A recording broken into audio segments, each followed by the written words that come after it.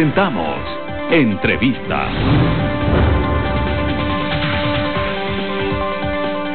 Amigos televidentes, de esta hora saludamos a Pablo Zambrano, presidente ejecutivo de la Cámara de Industrias y Producción del Ecuador. Gracias por haber aceptado la invitación a este diálogo. La ley de apoyo humanitario es ya una realidad. ¿Qué significa para el sector de la producción, para el sector de las industrias, justamente la aprobación de esta ley que ya entra al registro oficial? Bienvenido, Pablo. Muchísimas gracias, Fernando. Muy buenos días. Un gusto estar con la audiencia de Telegrama. Mire, esta ley se da dentro de un contexto, y el contexto que estamos atravesando es la crisis más grave en la historia republicana del Ecuador.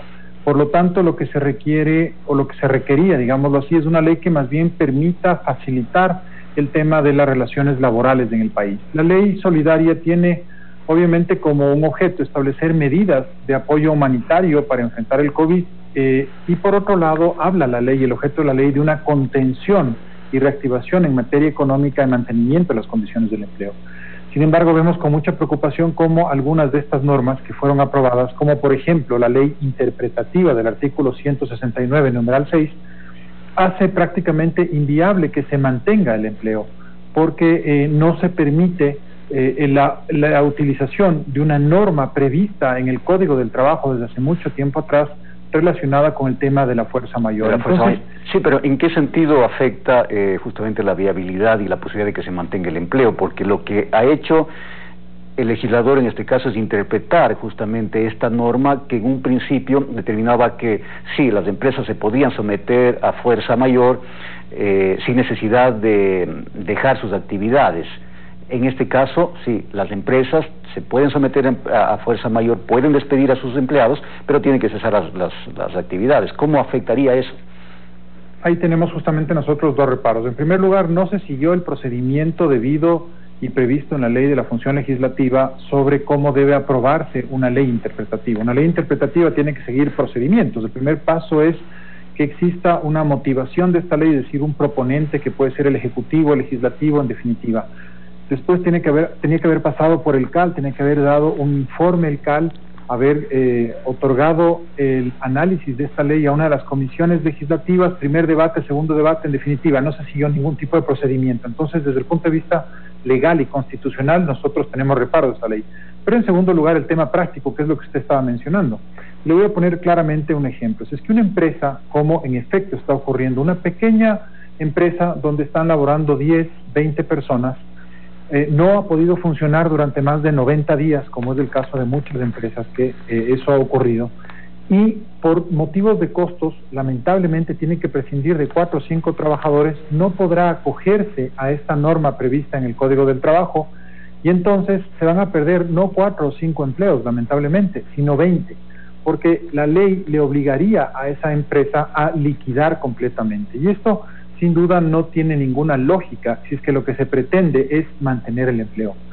Yo sí quiero aquí ser muy enfático. Esta crisis, la crisis, y así empecé yo mi alocución, la crisis del COVID es la crisis más grave que vive el país. En la historia republicana no se ha visto una caída de hasta el 10% del Producto Interno Bruto, que son las previsiones del Banco Central del Ecuador. Esto, para que todos tengamos una idea, es el doble de la caída o de la contracción económica que ocurrió en el año 1929. ¿Cuáles son los datos que tienen ustedes en torno a las empresas que han tenido que despedir trabajadores justamente por la situación que estamos viviendo? Se habla que a nivel nacional se podría llegar a despedir hasta 400.000 trabajadores. En este momento se habla de 150.000 trabajadores. ¿Pero cuál es la realidad? La realidad en este momento es que desde el mes de marzo hasta el mes de junio, el Instituto Ecuatoriano de Seguridad Social ha perdido más de 191.000 afiliados. ¿Qué quiere decir esto? Que personas que tenían un trabajo fijo, que estaban adscritas al Instituto Ecuatoriano de Seguridad Social, afiliados al Instituto Ecuatoriano de Seguridad Social, han perdido sus trabajos. Y la previsión que usted está mencionando de más de 400.000 empleos es una previsión que nosotros como sector industrial la hemos visto muy lamentablemente que podría darse si es que las condiciones de la economía continúan de forma negativa, y también es una cifra que la maneja el Banco Interamericano de Desarrollo. Entonces la cifra oficial en este momento son más de 190.000 personas que han dejado de aportar al Instituto Ecuatoriano de Seguridad Social, y esto genera un problema de doble vía, ¿no? Ahora, Pablo, ¿qué es lo que se espera, a futuro? Es decir, ¿qué expectativas tienen ustedes como sector productivo en torno a que, si bien es cierto, esta ley aprobada en la Asamblea es de alguna manera un paliativo para salir de la emergencia, pero qué se espera a mediano y largo plazo con el sector de la producción y de las políticas macro que el gobierno tiene que implementar justamente para viabilizar esto?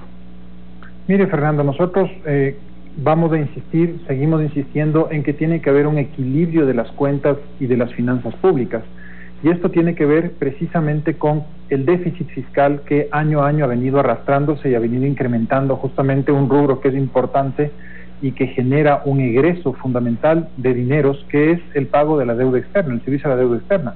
Y claro, lamentablemente estamos en este momento en una situación en la cual los organismos internacionales de crédito tienen que ayudarnos y nosotros tenemos que recurrir ante esos organismos internacionales de crédito para tener un equilibrio fiscal. Pero se necesita una reingeniería y un replanteamiento del gasto fiscal.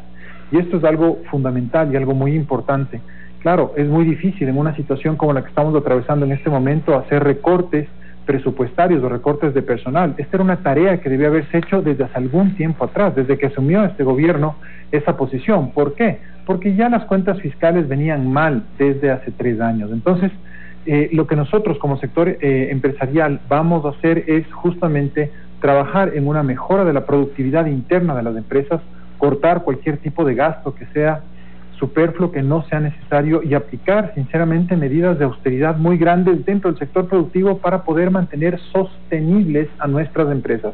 La meta más importante va a ser terminar el año 2020 y obviamente la perspectiva de recuperación del Ecuador no la vemos sino en 18 meses o en 24 meses más. Es decir, esta es una situación muy compleja que demanda del compromiso absolutamente de todos los estamentos de la sociedad.